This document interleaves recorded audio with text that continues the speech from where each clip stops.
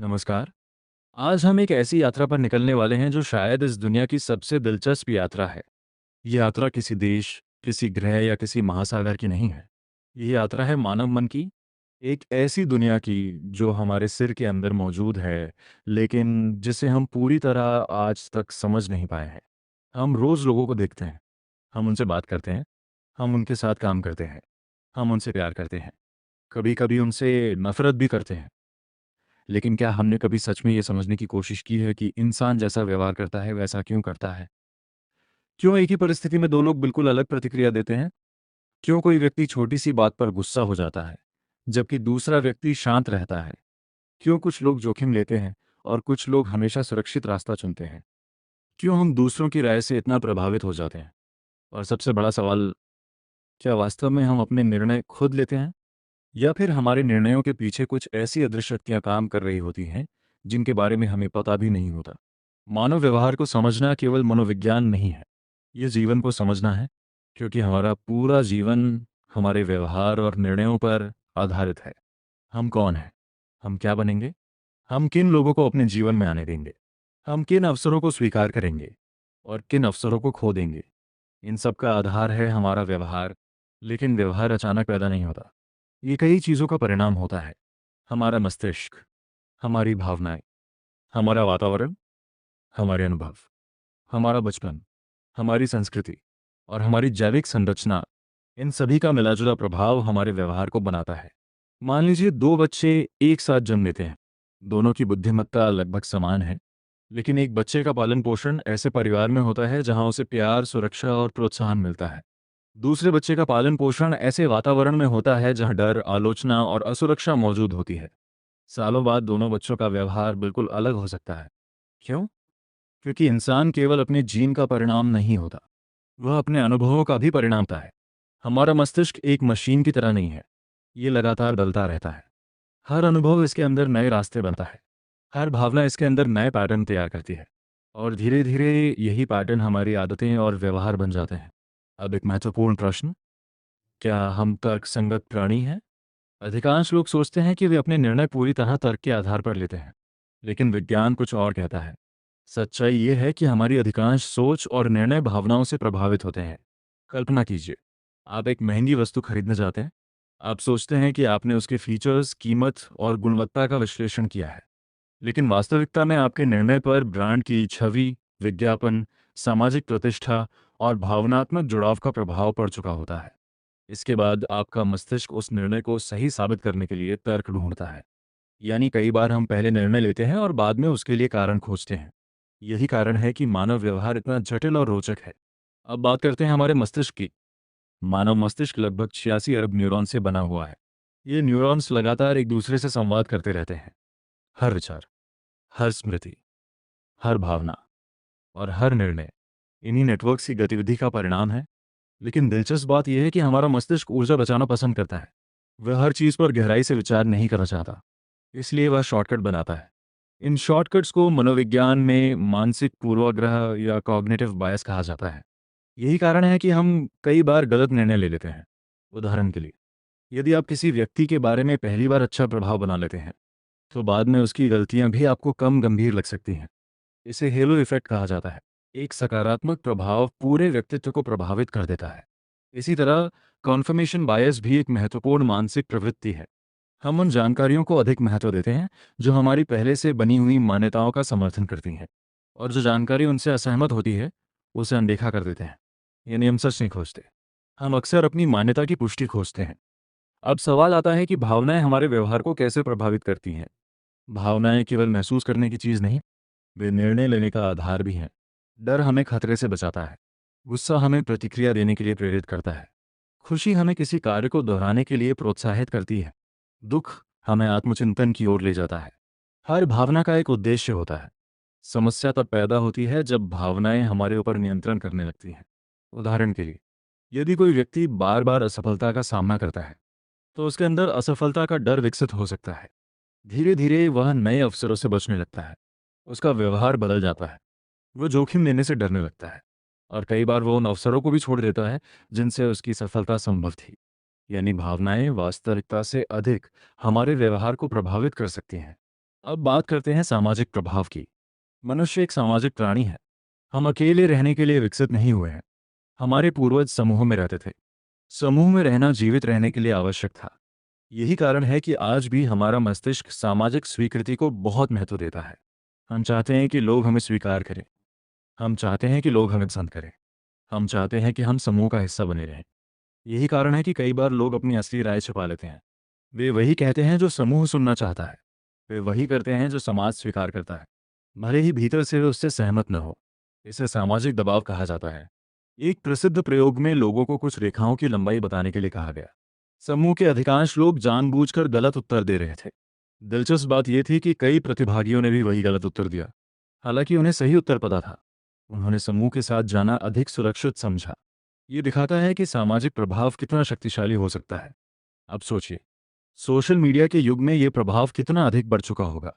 Likes, followers, comments, share, ये केवल digital संकेत नहीं है। ये हमारे मस्तिष्क के लिए सामाजिक स्वीकृति के संकेत हैं। जब हमें सकारात्मक प्रतिक्रिया मिलती है तो हमारे मस्तिष्क में डोपामिन नामक रसायन सक्रिय होता है, जिससे हमें अच्छा महसूस होता है। धीरे धीरे हम उस अनुभव को दोहराना चाहते हैं। यही कारण है कि सोशल मीडिया इतना आकर्षक बन जाता है। लेकिन मानव व्यवहार का सबसे रोचक पहलू अभी बाकी है। वह है हमारी पहचान। हम अपने बारे में जो कहानी मानते हैं, वास्तव में वही कहानी हमारे व्यवहार को आकार देती है। यदि कोई व्यक्ति स्वयं को आत्मविश्वासी मानता है तो उसका व्यवहार अलग होगा। यदि कोई स्वयं को कमज़ोर मानता है तो उसका व्यवहार अलग होगा। यानी हम केवल दुनिया के अनुसार व्यवहार नहीं करते, हम अपने बारे में बनाई गई धारणाओं के अनुसार भी व्यवहार करते हैं। और यही कारण है कि पहचान बदलने से व्यवहार बदल सकता है। यदि कोई व्यक्ति बार बार कहता है कि वह अनुशासित है, तो उसका मस्तिष्क उस पहचान के अनुरूप कार्य करने लगता है। यदि कोई व्यक्ति स्वयं को हमेशा असफल मानता है, तो वह अनजाने में ऐसे निर्णय लेने लगता है जो उस पहचान को मजबूत करते हैं। इसलिए मानव व्यवहार को समझने के लिए केवल बाहरी दुनिया को समझना पर्याप्त नहीं है। हमें भीतर की दुनिया को भी समझना होगा, क्योंकि इंसान बाहर से नहीं चलता, इंसान भीतर से चलता है।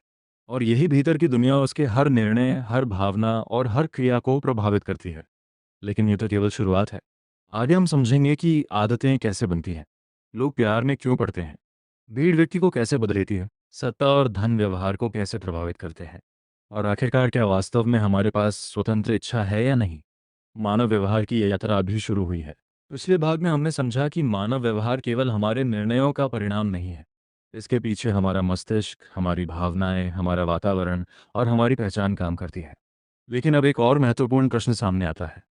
यदि व्यवहार इतना जटिल है, तो फिर हमारी रोजमर्रा की अधिकांश गतिविधियां बिना सोचे समझे कैसे हो जाती हैं। सुबह उठना, फोन चेक करना, दांत साफ करना, चाय पीना, सोशल मीडिया स्क्रॉल करना, काम पर जाना, ये सब हम हर दिन करते हैं। लेकिन क्या हम हर बार इनके बारे में सोचते हैं? नहीं, क्योंकि इन कार्यों को हमारा अवचेतन मन संभाल रहा होता है। यहीं से आदतों की कहानी शुरू होती है।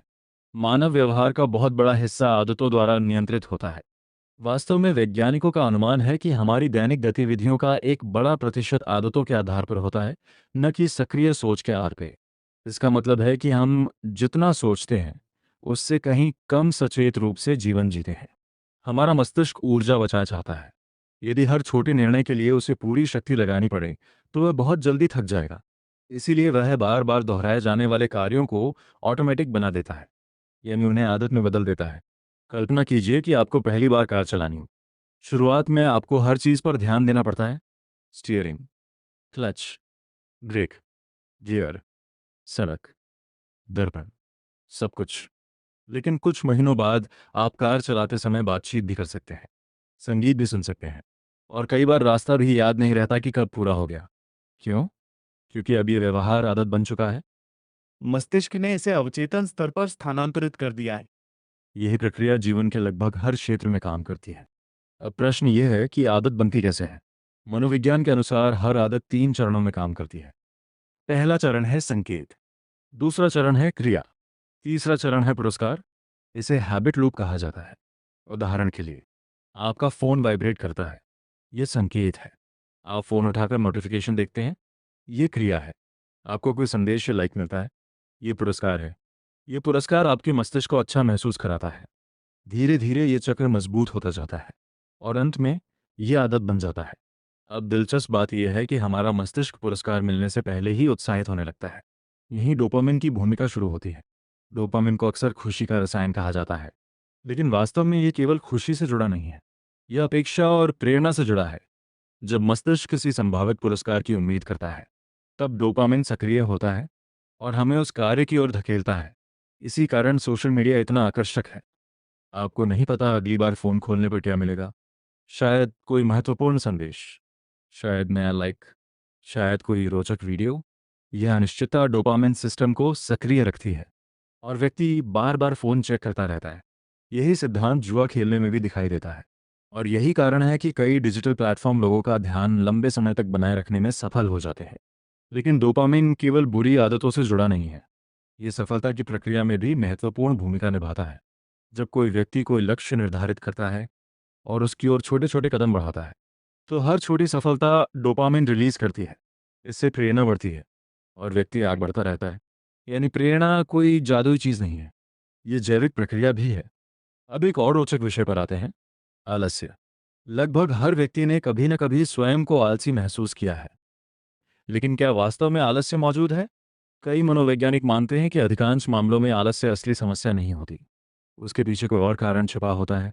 कभी डर, कभी चिंता, कभी असफलता का भय, कभी अत्यधिक दबाव, कभी मानसिक थकान। मान लीजिए किसी विद्यार्थी को परीक्षा की तैयारी करनी है, लेकिन वह बार बार पढ़ाई टाल रहा है। ऊपर से देखने पर यह आलस्य लगता है, लेकिन गहराई से देखने पर पता चलता है कि वह असफल होने से डर रहा है या उसे लगता है कि वह पर्याप्त अच्छा नहीं है।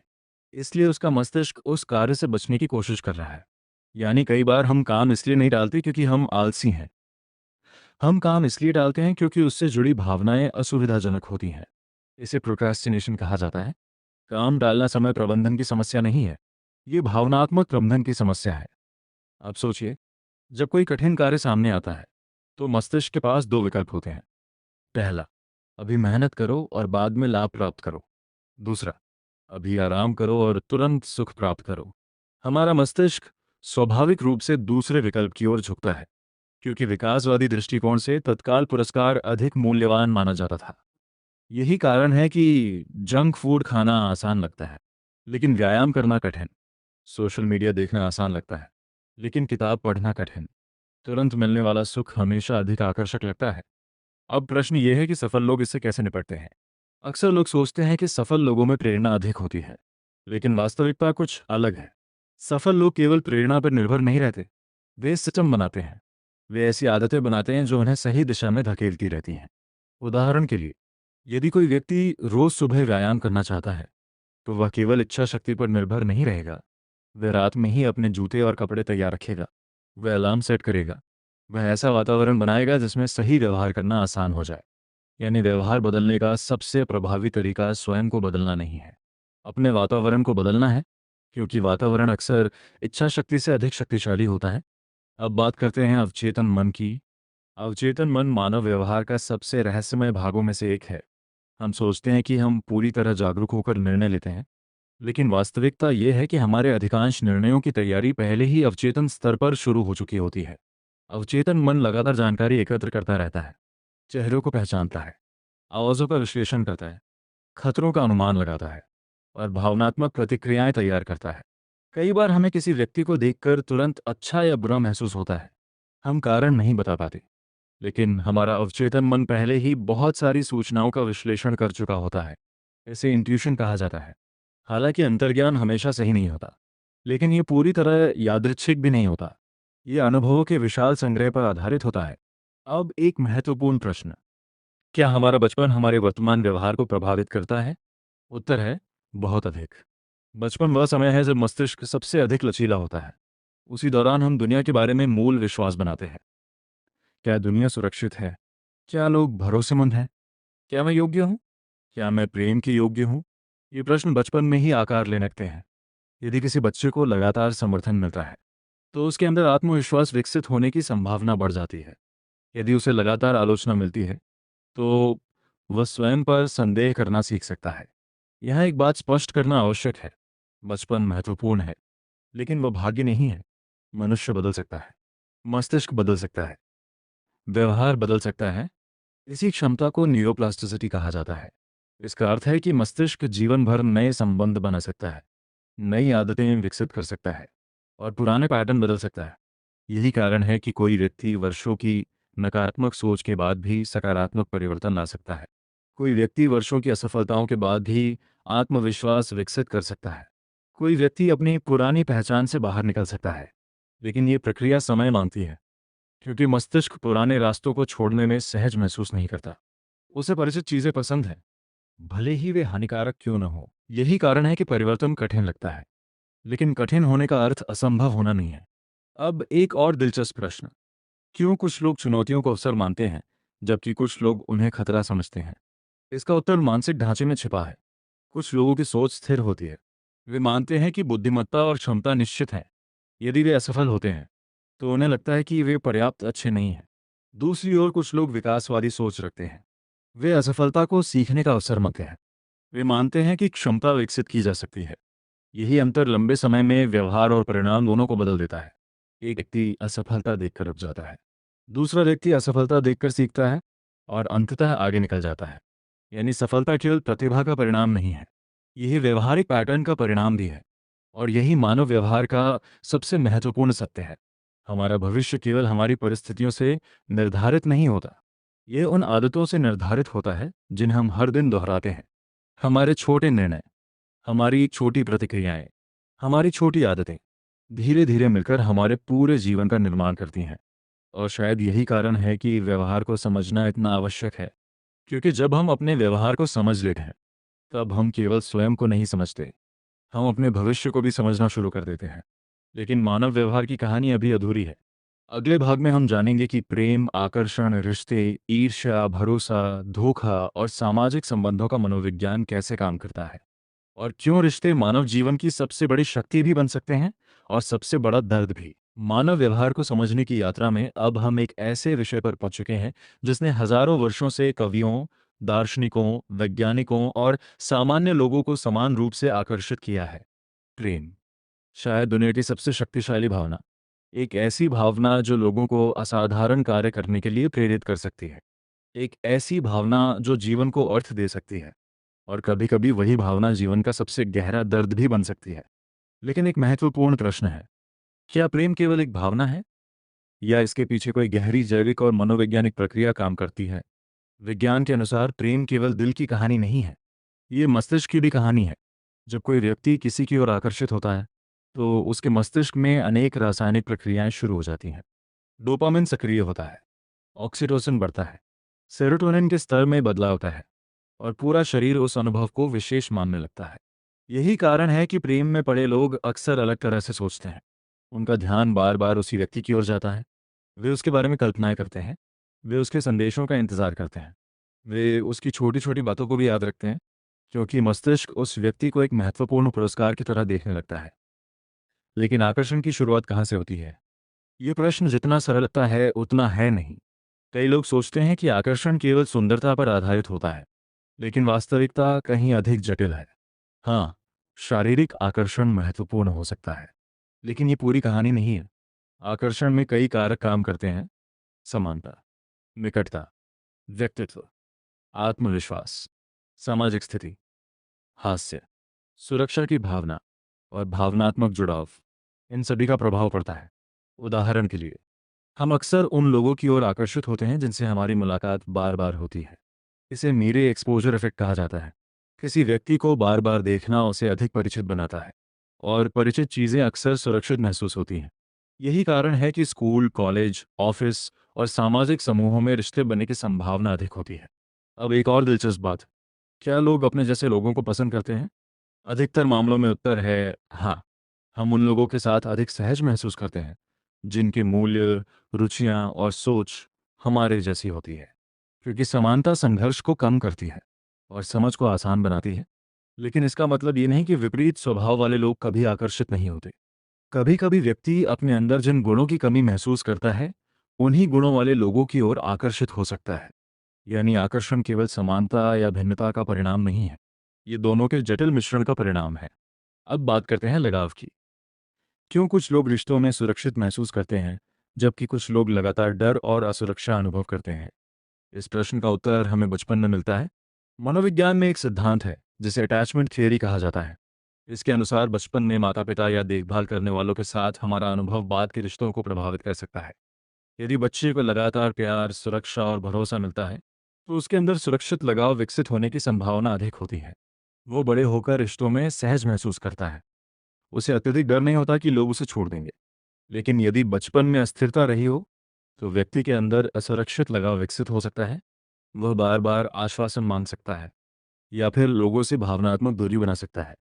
यही कारण है कि दो लोग एक ही रिश्ते में बिल्कुल अलग तरह से व्यवहार कर सकते हैं। उनके वर्तमान व्यवहार के पीछे उनके पुराने अनुभव छिपे हो सकते हैं।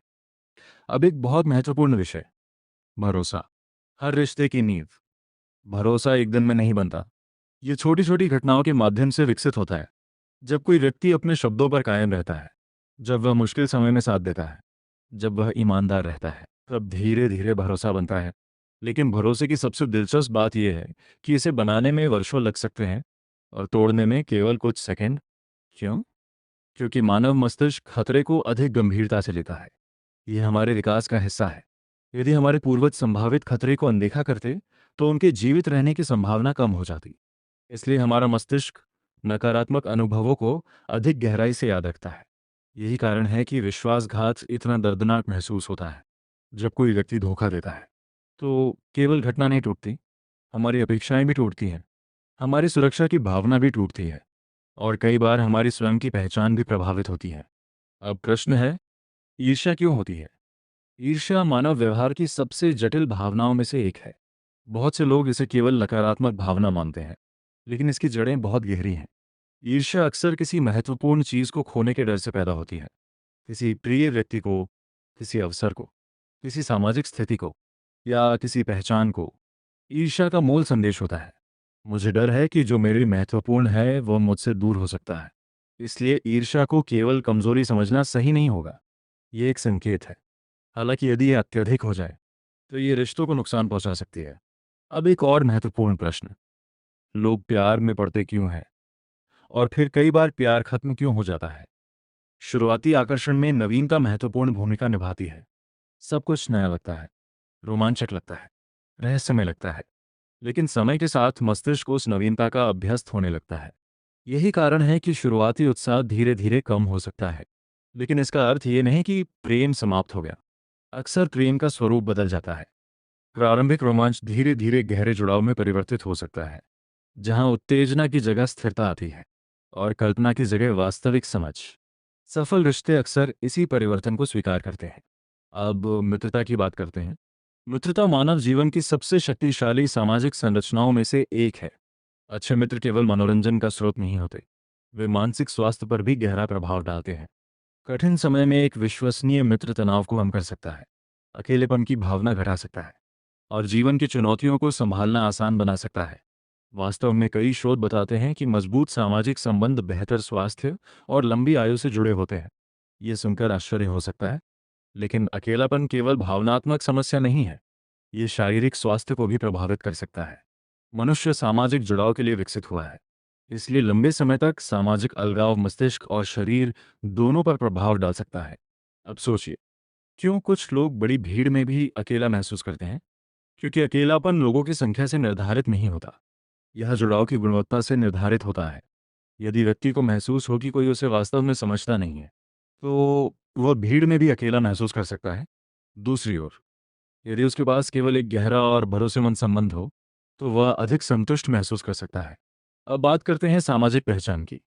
हम केवल व्यक्ति नहीं हैं, हम कई समूहों का हिस्सा भी हैं।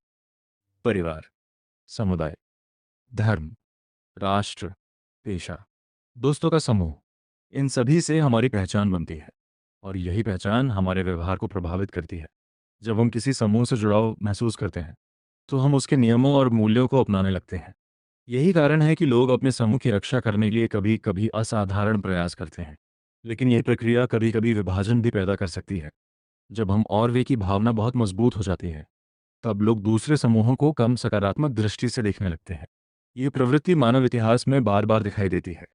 युद्धों में, राजनीति में, धार्मिक संघर्षों में और यहाँ तक कि खेल प्रतियोगिताओं में भी। यानी मानव व्यवहार केवल व्यक्तिगत स्तर पर नहीं समझा जा सकता, सामूहिक स्तर पर भी इसे समझना आवश्यक है। अब एक रोचक प्रश्न, लोग दूसरों की मदद क्यों करते हैं? यदि विकास केवल स्वयं के हित पर आधारित है, तो परोपकार क्यों मौजूद है? इसका उत्तर जटिल है, लेकिन कुछ कारण स्पष्ट हैं। सहयोग ने मानव सभ्यता को विकसित होने में मदद की। जो समूह एक दूसरे की सहायता करते थे, उनके जीवित रहने की संभावना अधिक थी। इसके अलावा दूसरों की सहायता करने से हमें भावनात्मक संतुष्टि भी मिलती है। हमारा मस्तिष्क सामाजिक जुड़ाव को पुरस्कार की तरह अनुभव कर सकता है। यही कारण है कि कई लोग दूसरों की मदद करके अच्छा महसूस करते हैं। अब तक हमने देखा कि रिश्ते, प्रेम, मित्रता, भरोसा और सामाजिक जुड़ाव मानव व्यवहार को कितनी गहराई से प्रभावित करते हैं। लेकिन कहानी अभी पूरी नहीं हुई है, क्योंकि इंसान केवल रिश्तों से प्रभावित नहीं होता, वह शक्ति से भी प्रभावित होता है, धन से भी प्रभावित होता है, प्रतिष्ठा से भी प्रभावित होता है और भीड़ के प्रभाव से भी प्रभावित होता है। अगले भाग में हम समझेंगे कि सत्ता, पैसा, प्रसिद्धि, नेतृत्व, भीड़ का मनोविज्ञान और सामाजिक नियंत्रण मानव व्यवहार को कैसे बदलते हैं, और क्यों कभी-कभी सामान्य लोग भी असाधारण रूप से अच्छे या असाधारण रूप से खतरनाक व्यवहार करने लगते हैं। मानव व्यवहार की सबसे रहस्यमय परतें अभी बाकी हैं। अब तक हमने मानव व्यवहार के व्यक्तिगत और सामाजिक पक्ष को समझा। हमने देखा कि आदतें कैसे बनती हैं, भावनाएं हमारे निर्णयों को कैसे प्रभावित करती हैं और रिश्ते हमारे जीवन को किस प्रकार आकार देते हैं।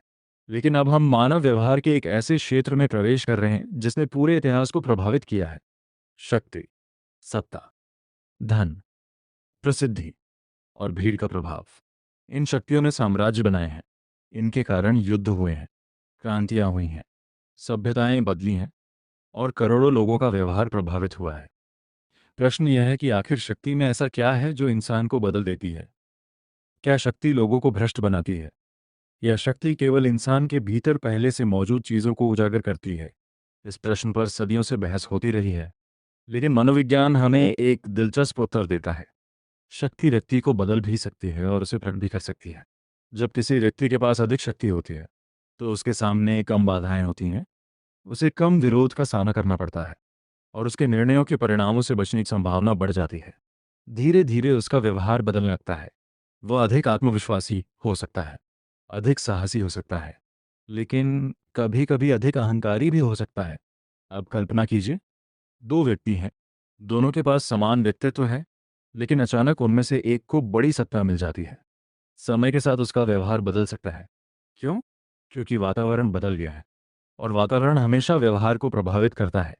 यही कारण है कि नेतृत्व केवल अधिकार का विषय नहीं है, ये जिम्मेदारी का विषय है। अब एक और महत्वपूर्ण प्रश्न, मनुष्य धन के प्रति इतना आकर्षित क्यों होता है? पहली नज़र में उत्तर सरल लगता है। धन सुरक्षा देता है, भोजन देता है, आवास देता है, सुविधाएं देता है। लेकिन वास्तविकता इससे कहीं अधिक गहरी है। धन केवल संसाधन नहीं है, ये सामाजिक संकेत भी है। ये स्थिति का संकेत हो सकता है, सफलता का संकेत हो सकता है, स्वतंत्रता का संकेत हो सकता है।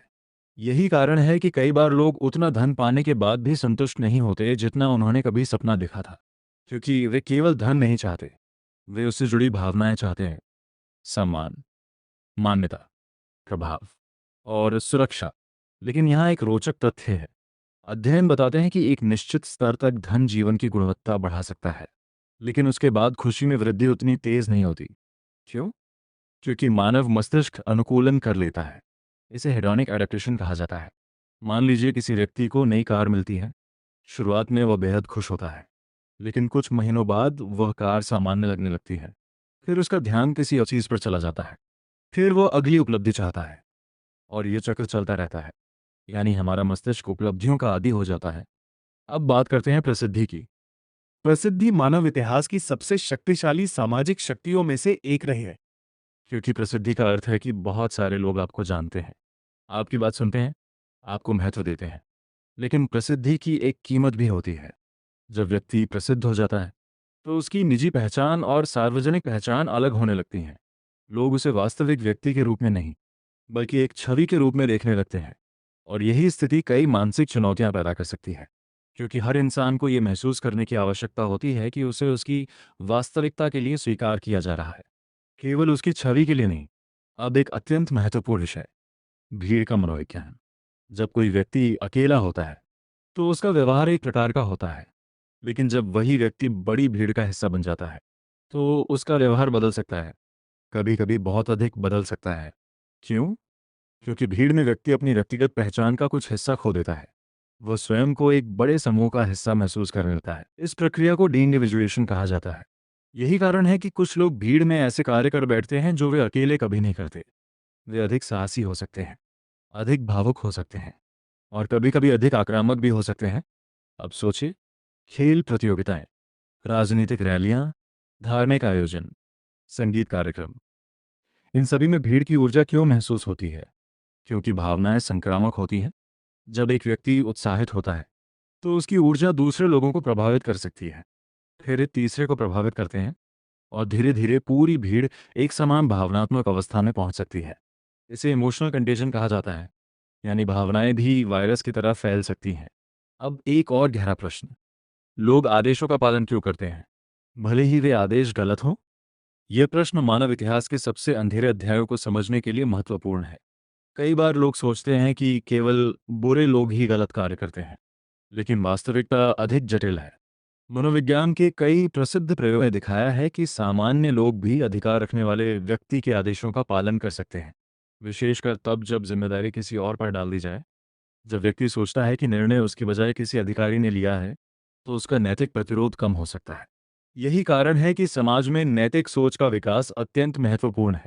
केवल आदेश मानना पर्याप्त नहीं है, ये समझना भी आवश्यक है कि कौन सा आदेश सही है और कौन सा गलत। अब बात करते हैं प्रभाव और मनोवैज्ञानिक नियंत्रण की। हर दिन हजारों संदेश हमारे मस्तिष्क तक पहुंचते हैं। विज्ञापन, समाचार, सोशल मीडिया, राजनीतिक संदेश, ब्रांड, प्रभावशाली व्यक्तित्व, इन सब का उद्देश्य किसी न किसी रूप में हमारे व्यवहार को प्रभावित करना होता है। लेकिन वे ऐसा कैसे करते हैं? पहला तरीका है पुनरावृत्ति। जब हम किसी संदेश को बार बार सुनते हैं तो वह अधिक परिचित लगने लगता है और परिचित चीजें अक्सर अधिक सत्य महसूस होती हैं। दूसरा तरीका है सामाजिक प्रमाण। यदि बहुत सारे लोग किसी चीज को सही मानते दिखाई दे तो हम भी उसे सही मानने लगते हैं। उदाहरण के लिए, यदि किसी वीडियो पर लाखों व्यूज हों तो लोग उसे देखने की संभावना अधिक रखते हैं, क्योंकि उन्हें लगता है कि इतने लोग गलत नहीं हो सकते। तीसरा तरीका है कमी का सिद्धांत। यदि कोई चीज दुर्लभ हो तो उसका मूल्य बढ़ जाता है। यही कारण है कि सीमित समय की पेशकश जैसे वाक्य इतने प्रभावी होते हैं। मस्तिष्क अवसर खोने से डरता है और यही डर निर्णय को प्रभावित करता है। अब सोशल मीडिया की बात करते हैं। मानव इतिहास में पहली बार ऐसा हुआ है कि अरबों लोग एक दूसरे के विचारों और व्यवहार को वास्तविक समय में प्रभावित कर सकते हैं। ये एक असाधारण शक्ति है, लेकिन इसके परिणाम भी हैं। सोशल मीडिया केवल जानकारी नहीं फैलाता, यह भावनाएं भी फैलाता है। क्रोध, उत्साह, भय, आशा, निराशा, ये सभी भावनाएं तेजी से फैल सकती हैं। कई बार लोग अपनी राय स्वयं नहीं बनाते, वे धीरे धीरे अपने डिजिटल वातावरण से प्रभावित होकर राय बनाते हैं। यानी आधुनिक युग में वातावरण केवल भौतिक नहीं है, डिजिटल भी है, और यह डिजिटल वातावरण हमारे व्यवहार पर गहरा प्रभाव डाल सकता है। अब एक और प्रश्न, लोग नेता क्यों चुनते हैं और कुछ लोग दूसरों को क्यों प्रभावित कर पाते हैं? नेतृत्व केवल शक्ति का परिणाम नहीं है, नेतृत्व विश्वास का परिणाम है। लोग उन व्यक्तियों का अनुसरण करना पसंद करते हैं जो उन्हें दिशा दे सकें, जो उन्हें सुरक्षा का अनुभव करा सकें, जो अनिश्चितता के समय स्पष्टता प्रदान कर सकें। इसीलिए महान नेता केवल आदेश नहीं देते, वे अर्थ प्रदान करते हैं। वे लोगों को यह महसूस कराते हैं कि वे किसी बड़े उद्देश्य का हिस्सा हैं, और यही भावना लोगों के व्यवहार को बदल सकती है। अब तक हमने देखा कि शक्ति, धन, प्रसिद्धि, नेतृत्व और भीड़ मानव व्यवहार को कैसे प्रभावित करते हैं। लेकिन अभी एक अंतिम और सबसे गहरा प्रश्न बाकी है, क्या वास्तव में हम स्वतंत्र हैं? क्या हमारे निर्णय वास्तव में हमारे अपने हैं, या हमारे मस्तिष्क, भावनाएं, जीन, समाज और वातावरण पहले से ही हमारे निर्णयों को आकार दे रहे हैं? यही प्रश्न हमें मानव व्यवहार की सबसे गहरी परत तक ले जाएगा। अगले भाग में हम चेतना, स्वतंत्र इच्छा, पहचान, जीवन का अर्थ और मानव व्यवहार के अंतिम रहस्यों को समझने की कोशिश करेंगे। क्योंकि जब तक हम ये नहीं समझते कि मैं कौन हूँ, तब तक हम ये भी पूरी तरह नहीं समझ सकते कि मैं ऐसा व्यवहार क्यों करता हूँ। और शायद यही मानव व्यवहार की सबसे बड़ी पहेली है। हमारी यात्रा अब उस बिंदु पर पहुंच चुकी है जहां मानव व्यवहार के सबसे गहरे प्रश्न हमारा इंतजार कर रहे हैं। अब तक हमने समझा कि हमारा व्यवहार आदतों से प्रभावित होता है, भावनाओं से प्रभावित होता है, रिश्तों से प्रभावित होता है, समाज से प्रभावित होता है, धन, शक्ति और वातावरण से प्रभावित होता है। लेकिन अब सबसे महत्वपूर्ण प्रश्न सामने आता है, यदि हमारे निर्णयों पर इतने सारे प्रभाव काम कर रहे हैं, तो वास्तव में मैं कौन हूँ? वो कौन है जो निर्णय ले रहा है? क्या हम वास्तव में स्वतंत्र हैं या हम केवल अपने मस्तिष्क की प्रक्रियाओं का परिणाम हैं? ये प्रश्न हजारों वर्षों से दार्शनिकों और वैज्ञानिकों को आकर्षित करता रहा है और आज भी इसका पूर्ण उत्तर किसी के पास नहीं है। लेकिन हम कुछ महत्वपूर्ण बातें समझ सकते हैं। सबसे पहले चेतना को समझते हैं। चेतना वह अनुभव है जिसके माध्यम से हम दुनिया को महसूस करते हैं। जब आप कोई आवाज़ सुनते हैं, जब आप कोई रंग देखते हैं, जब आप किसी स्मृति को याद करते हैं, जब आप अपने बारे में सोचते हैं, इन सब का अनुभव चेतना के माध्यम से होता है।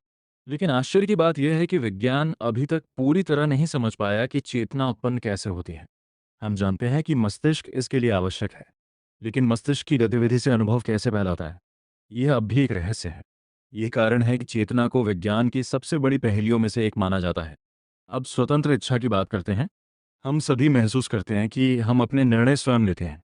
जब आप कोई पुस्तक पढ़ने का निर्णय लेते हैं, जब आप किसी व्यक्ति से बात करते हैं, जब आप कोई लक्ष्य चुनते हैं, तो आपको लगता है कि यह आपका निर्णय है। लेकिन कुछ प्रयोगों ने एक रोचक बात दिखाई। कई बार मस्तिष्क में निर्णय से संबंधित गतिविधियां उस क्षण से पहले शुरू हो जाती हैं जब व्यक्ति को लगता है कि उसने निर्णय लिया है। इसका अर्थ क्या है?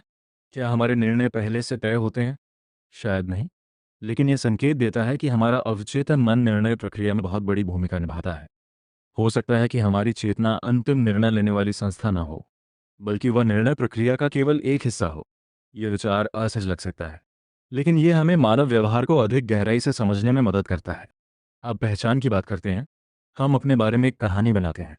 मैं कौन हूँ? मैं कैसा व्यक्ति हूँ? मैं किन मूल्यों में विश्वास करता हूँ? मैं क्या कर सकता हूँ और क्या नहीं कर सकता? ये सभी बातें मिलकर हमारी पहचान बनाती हैं। लेकिन यहाँ एक महत्वपूर्ण तथ्य है। पहचान स्थायी नहीं होती। वह बदल सकती है। जीवन के अनुभवों के साथ बदल सकती है, ज्ञान के साथ बदल सकती है, संघर्षों के साथ बदल सकती है। और यही परिवर्तन मानव विकास की कुंजी है। यदि पहचान कभी ना बदलती, तो कोई व्यक्ति अपने पुराने व्यवहार से कभी बाहर नहीं निकल पाता। लेकिन वास्तविकता यह है कि लोग बदलते हैं। उनकी सोच बदलती है, उनकी प्राथमिकताएं बदलती हैं, उनका दृष्टिकोण बदलता है और कई बार उनका पूरा जीवन बदल जाता है। अब एक दिलचस्प प्रश्न, क्या मनुष्य स्वयं से झूठ बोलता है? उत्तर है बहुत बार, और कई बार उसे इसका पता भी नहीं होता। इसे सेल्फ डिसेप्शन कहा जाता है। हम अपने बारे में सकारात्मक छवि बनाए रखना चाहते हैं। हम स्वयं को अच्छा, समझदार और नैतिक व्यक्ति मानना चाहते हैं। इसलिए कभी कभी हमारा मस्तिष्क ऐसी जानकारी को अनदेखा कर देता है जो हमारी इस छवि को चुनौती देती है। उदाहरण के लिए, यदि कोई व्यक्ति स्वयं को बहुत ईमानदार मानता है और उससे कोई गलती हो जाती है, तो वह अपने व्यवहार को उचित ठहराने के लिए कारण खोज सकता है। यानी हम हमेशा वस्तुनिष्ठ नहीं होते। हम अपने बारे में एक कहानी की रक्षा भी करते रहते हैं। अब प्रश्न है, यदि हम इतने पक्षपाती हैं, तो आत्मज्ञान कैसे संभव है? आत्मज्ञान का अर्थ ये नहीं कि हम पूर्ण बन जाएं। आत्मज्ञान का अर्थ है स्वयं को अधिक स्पष्टता से देखना, अपनी कमजोरियों को पहचानना, अपनी सीमाओं को समझना और अपने भ्रमों को चुनौती देना। यही कारण है कि आत्मचिंतन मानव विकास का एक महत्वपूर्ण उपकरण है। जब व्यक्ति रुककर स्वयं से प्रश्न पूछता है, मैं ऐसा क्यों सोचता हूँ? मैं ऐसा क्यों महसूस करता हूँ? मैं ऐसा व्यवहार क्यों करता हूँ? तब वह धीरे धीरे अपने व्यवहार के पीछे छिपे पैटर्न को समझना शुरू करता है। अब एक और महत्वपूर्ण विषय, खुशी। मानव इतिहास में शायद ही कोई ऐसा लक्ष्य हो जिसे खुशी से अधिक महत्व दिया गया हो। हर व्यक्ति किसी न किसी रूप में खुश होना चाहता है। लेकिन खुशी वास्तव में क्या है? क्या ये केवल सुख है? क्या ये केवल सफलता है? क्या ये केवल धन है? शोध बताते हैं कि खुशी केवल एक भावना नहीं है। ये कई तत्वों का मिश्रण है। अर्थपूर्ण रिश्ते, उद्देश्यपूर्ण जीवन, स्वास्थ्य, स्वतंत्रता, विकास, योगदान और भावनात्मक संतुलन, इन सभी का योगदान होता है। यही कारण है कि केवल धन या प्रसिद्धि स्थायी खुशी की गारंटी नहीं देते। मनुष्य को केवल आनंद नहीं चाहिए, उसे अर्थ भी चाहिए। अब जीवन के अर्थ की बात करते हैं। ये एक ऐसा प्रश्न है जिसका कोई सार्वभौमिक उत्तर नहीं है। हर व्यक्ति को अपना उत्तर स्वयं खोजना पड़ता है। कुछ लोगों को अर्थ परिवार में मिलता है, कुछ को ज्ञान में, कुछ को सेवा में, कुछ को सृजन में, कुछ को आध्यात्मिकता में। लेकिन एक बात स्पष्ट दिखाई देती है, जब लोगों को अपने जीवन में अर्थ महसूस होता है, तो वे कठिनाइयों का सामना बेहतर तरीके से कर पाते हैं, क्योंकि उन्हें पता होता है कि वे संघर्ष क्यों कर रहे हैं। और संघर्ष तब अधिक सहनीय हो जाता है जब उसका कोई उद्देश्य हो। अब दुख की बात करते हैं। अधिकांश लोग दुख से बचना चाहते हैं, लेकिन दुख मानव अनुभव का स्वाभाविक हिस्सा है। हानि, असफलता, अस्वीकृति, बीमारी, वियोग, ये सभी जीवन का हिस्सा हैं और इन्हें पूरी तरह समाप्त नहीं किया जा सकता। लेकिन दुख का एक सकारात्मक पक्ष भी है। कई बार वही अनुभव हमें अधिक परिपक्व बनाते हैं, अधिक संवेदनशील बनाते हैं, अधिक समझदार बनाते हैं। इतिहास में अनगिनत लोगों ने अपने सबसे कठिन अनुभवों से सबसे गहरी सीख प्राप्त की है। इसका अर्थ ये नहीं कि दुख अच्छा है, लेकिन इसका अर्थ यह है कि दुख हमेशा व्यर्थ नहीं होता। अब मानव स्वभाव के अंतिम प्रश्न पर आते हैं। क्या मनुष्य मूल रूप से अच्छा है या मूल रूप से स्वार्थी? इस प्रश्न का कोई सरल उत्तर नहीं है, क्योंकि मनुष्य दोनों क्षमताएं रखता है। उसके अंदर सहयोग की क्षमता है और संघर्ष की क्षमता भी। उसके अंदर करुणा की क्षमता है और क्रूरता की क्षमता भी। उसके अंदर प्रेम की क्षमता है और घृणा की क्षमता भी। मानव स्वभाव विरोधाभासों से भरा हुआ है और शायद यही उसे इतना अद्वितीय बना रहा है। परिस्थितियाँ, संस्कृति, अनुभव, शिक्षा और व्यक्तिगत निर्णय, ये सभी तय करते हैं कि व्यक्ति अपनी कौन सी संभावनाओं को विकसित करेगा। अब इस पूरी यात्रा का निष्कर्ष समझते हैं। मानव व्यवहार किसी एक कारण का परिणाम नहीं है, ये अनेक शक्तियों का संगम है। जैविक प्रक्रियाएं, भावनाएं, आदतें, स्मृतियां, रिश्ते, समाज, संस्कृति और व्यक्तिगत अनुभव, ये सभी मिलकर हमारे व्यवहार को आकार देते हैं। हम पूरी तरह स्वतंत्र नहीं हैं, लेकिन पूरी तरह बंधे हुए भी नहीं हैं। हमारे ऊपर प्रभाव मौजूद है, लेकिन उनके बीच चुनाव की कुछ क्षमता भी मौजूद है। यही क्षमता मानव विकास का आधार है। जब हम अपने व्यवहार को समझते हैं, तो हम अपने निर्णयों को बेहतर बना सकते हैं। जब हम अपनी भावनाओं को समझते हैं, तो हम उनके गुलाम बनने से बच सकते हैं। जब हम अपनी आदतों को समझते हैं, तो हम उन्हें बदल सकते हैं। जब हम दूसरों को समझते हैं, तो हम अधिक करुणामय बन सकते हैं। और जब हम स्वयं को समझते हैं, तो हम अधिक जागरूक जीवन जी सकते हैं। शायद मानव व्यवहार का सबसे बड़ा रहस्य यही है कि हम लगातार बदल रहे हैं। हर अनुभव हमें बदल रहा है, हर निर्णय हमें बदल रहा है, हर संबंध हमें बदल रहा है और हर दिन हम उस व्यक्ति का निर्माण कर रहे हैं जो हम भविष्य में बनेंगे। इसलिए मानव व्यवहार को समझना केवल मनोविज्ञान को समझना नहीं है, ये स्वयं को समझना है। और शायद स्वयं को समझने से बड़ी कोई यात्रा नहीं होती, क्योंकि अंततः सबसे महत्वपूर्ण प्रश्न यह नहीं है कि इंसान कैसे व्यवहार करता है। सबसे महत्वपूर्ण प्रश्न ये है कि हम अपने व्यवहार के साथ क्या करना चाहते हैं, और यही प्रश्न हमारे भविष्य को निर्धारित करेगा। धन्यवाद।